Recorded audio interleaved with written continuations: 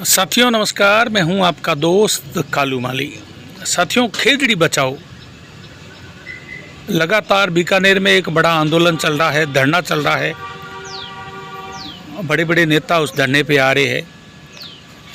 उसको लेकर आज बाड़मेर में करीब 40-50 युवाओं ने मिलकर पेड़ों की रक्षा कौन करेगा, खेजड़ी बचाओ को लेकर धरना प्रदर्शन किया, ज्ञापन सौंपा है बाड़मेर जिला कलेक्टर को मुख्यमंत्री के नाम। तो आपको मैं पूरी तस्वीरें बाड़मेर जिला कलेक्ट्रेट कार्यालय के बाहर की दिखा रहा हूँ प्रदर्शन। चलो, एडीएम साहब को ज्ञापन सौंपा है इन्होंने, और इन्होंने क्या कहा है वो भी आप सुनो, तस्वीरें देख लो आप। खेजड़ी बचाओ को लेकर इनका प्रदर्शन है। इनसे बात हुई है, इन्होंने खेजड़ी बचाओ को लेकर क्या कहा है, चलो एक बार शेयर कर दो, इनसे बात करते हैं। धन्यवाद।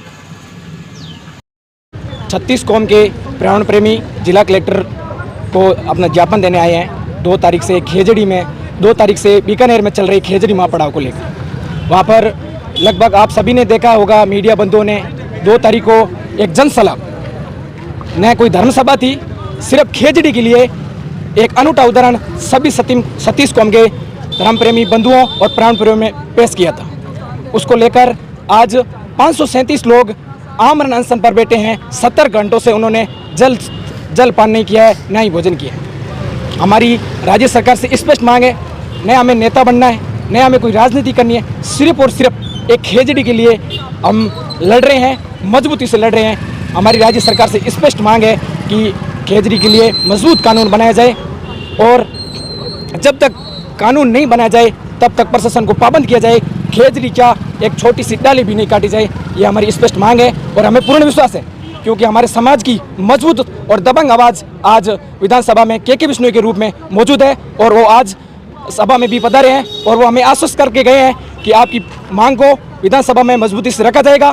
5 बजे माननीय मुख्यमंत्री आदरणीय भजनलाल जी शर्मा भी विधानसभा को संबोधित करेंगे, और हमें विश्वास है, एक अलग जगह है कि कहीं ना कहीं पर्यावरण प्रेमियों की जीत होगी, और माननीय मुख्यमंत्री भजनलाल जी एक खेजड़ी के लिए एक मजबूत कानून लेकर आएंगे, ऐसा हमें विश्वास है। शिव के लोकप्रिय विधायक रविंद्र सिंह बाटी हैं, लगातार कहीं पर खेजें घटती हैं तो वहाँ पर सो जाते हैं, लगातार मुस्लिम समाज के साथ खड़े हैं। बिल्कुल, रविंद्र सिंह बाटी का वो कई बार मंचों से कह सकते हैं कि कह भी चुके हैं कि बिश्नोई समाज रो महामाते मोटो भाल है।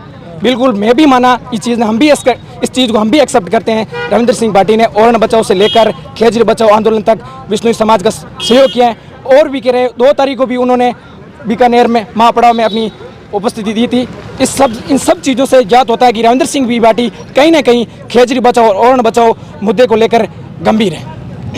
जहाँ भाजपा सरकार है वो एक पेड़ माँ के नाम पेड़ लगाकर जो खेजड़ी कटाओ जो ये अभियान है उसकी संबंध में काम कर रही है, इसे कैसे देखते हैं आप? बिल्कुल, भारतीय जनता पार्टी अच्छा कार्य कर रही है पर्यावरण को लेकर।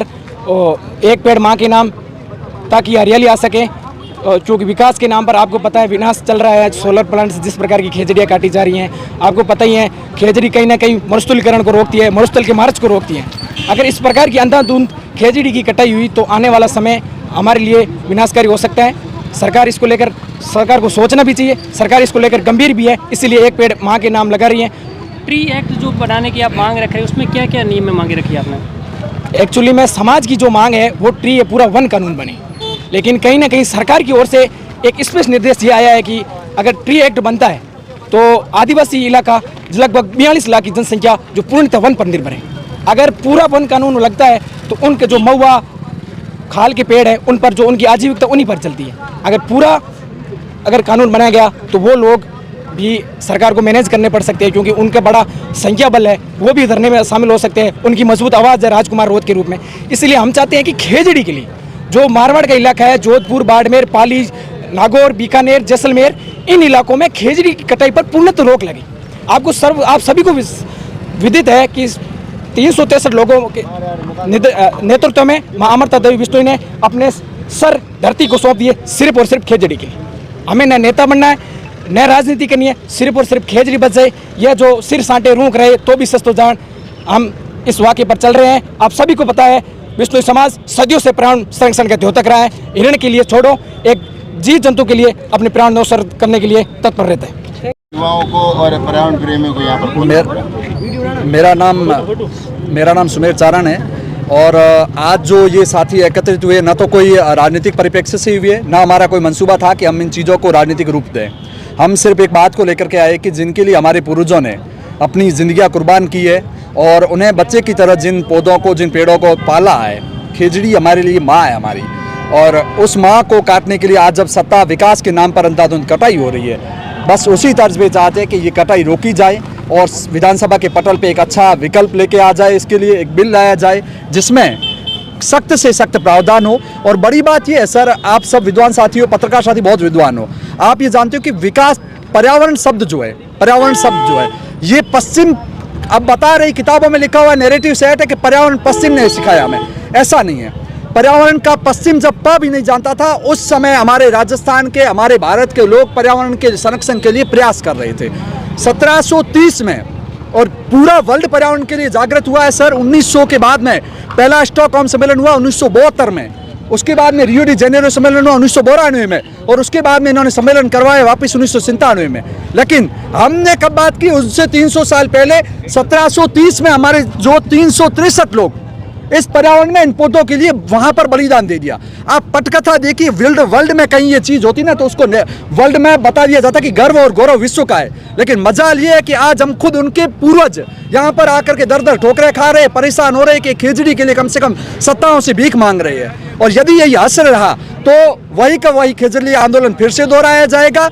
वही पेड़ों के लिए बलिदान देने वाली पीढ़ियां तैयार है। और हमारी सत्ता से निवेदन है, चाहे वो पक्ष हो चाहे विपक्ष हो, ये किसी एक समाज का काम नहीं है, 36 बिरादरियों का काम है। मैं जिस समाज, चारण समाज से आता हूँ, वो बहुत अल्पसंख्यक है, लेकिन मेरा सर्व समाज से निवेदन है कि सिर्फ विष्णु भाइयों का ये आंदोलन नहीं है। इसके लिए हमारे हरीश चौधरी जी भी बोलेंगे, सदन के पटल पर भाई रविंद्र सिंह जी बोलेंगे, के विष्णु साहब बोलेंगे, कोई भी हो, सत्ता पक्ष विपक्ष कुछ नहीं है। मुद्दा सिर्फ इतना है कि घर का काम है और मिलके करवाना है। और अगर हम सत्ता की बात करें तो ये जो अनशन है वो लगातार चल रहा है, और उसके बावजूद भी जो मंत्री वो 3 दिन देरी से पहुंच रहे हैं। विडंबना यही है कि सत्ता लोकतंत्र की बात करते हैं, जनता का, जनता के लिए जनता का शासन है, और दिख वो ग्राउंड पे जनता का भी नहीं दिख रहा है। रत्तीपुर में ऐसे 300 लोग कंटिन्यू खेजरली में वहाँ उस तपिश को सहन, सर्दी के मौसम में वहाँ सर्द रातों को देख रहे हैं, ठिठुर रहे हैं, लेकिन इनके कानों पर जून नहीं रेंग रही। इससे ज्यादा आप असंवेदनशीलता की पराकाष्ठा, इससे बड़ी कुछ नहीं हो सकती है। ये के क्या हालात है जहाँ पर सोलर प्लांट लग रहे हैं? सर हालात ये है कि लिख के ले लो, आज से 10 साल बाद बाइट चला देना है। नक्सलवाद का एक मामला यही पश्चिमी राजस्थान से यहाँ से पनपेगा। 1-2 रातें जाके कम से कम गुजार दो उन गाँव में जाकर के जिनके चारों ओर आके सोलर ने कब्जा कर लिया है। हालात खराब है। विकास हमें ऐसा नहीं चाहिए जिस विकास की बुनियाद हमारी जान हो, जिस बुनियाद विकास की कीमत यदि इंसानों की जिंदगी है, तो ऐसे विकास से हाथा जोड़ी हमें नहीं चाहिए ऐसा विकास। आप विकास के पैरेलल ऐसा चलाओ, आप उसके अल्टरनेट उपाय लाओ। दुनिया ने विकास किया है, लेकिन विकास ऐसा नहीं किया कि पूरी की पूरी वनस्पति को खत्म कर दो। फिर हरित राजस्थान क्यों चला रहे हो? खत्म ही करो ना, क्यों चला रहे हो एक पेड़ माँ के नाम?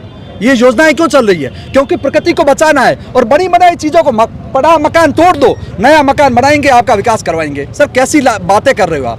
सारे समझदार है, सत्ता पे शीर्ष पे बैठे लोग हमसे ज्यादा विद्वान है। हमारा उनसे करबद्ध निवेदन है कि यहाँ पर बाड़मेर एक बहुत सीमावर्ती दौर से हम जहाँ से आज ये मुहिम चला रहे हैं, हमारे बीकानेर में जो खेजड़ी आंदोलन चल रहा है, ये सब किसी के लिए कोई राजनीतिक लालच नहीं है, सिर्फ हमारे खुद की परंपराओं, हमारी संस्कृति के लिए। आप संस्कृति के वाहक को, आपसे हमारा अनुरोध है कि आप इस मामले को संज्ञान में लें और विधेयक बनाएं, और यहाँ पर जो उम्मीद परस्त लोग हैं इनकी उम्मीदों पर खरा उतरे।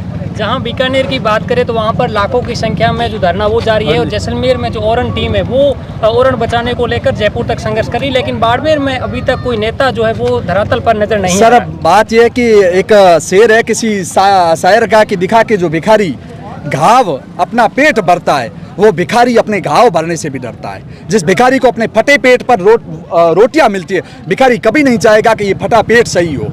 उनको सत्ता को सिर्फ वोटों का लालच है। वो वहाँ जाएंगे जहाँ जातिगत वैमनस्य हो, जहाँ धार्मिक उन्माद हो, वो वहाँ नहीं जाएंगे जहाँ काम की गोपाल सिंह जलोड़ा, सुमेर सिंह सावता, वहाँ से आप 15 दिन से पिछले 2 सालों से कंटिन्यू हर दिन वो तपिश को सहन कर रहे, संघर्ष कर रहे। मजाल है कोई जाकर के नेता बोले एक झगड़ा करवा दो जातियों का, ये टूट पड़ेंगे गिद्धों की तरह वहाँ जाके वोटों के लिए।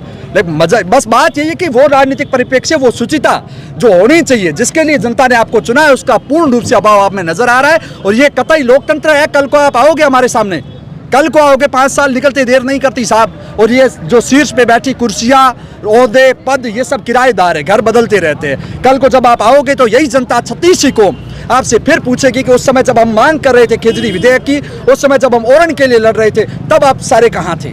ये सवाल जनता करेगी। और ध्यान रखना, सब तख्त बदलते हैं और ताज भी बदलते हैं। सत्ता ने, लोगों ने जिस दिन ठान लिया तो आपकी राजनीति उस दिन से फ्री हो जाएगी सर। Thank you.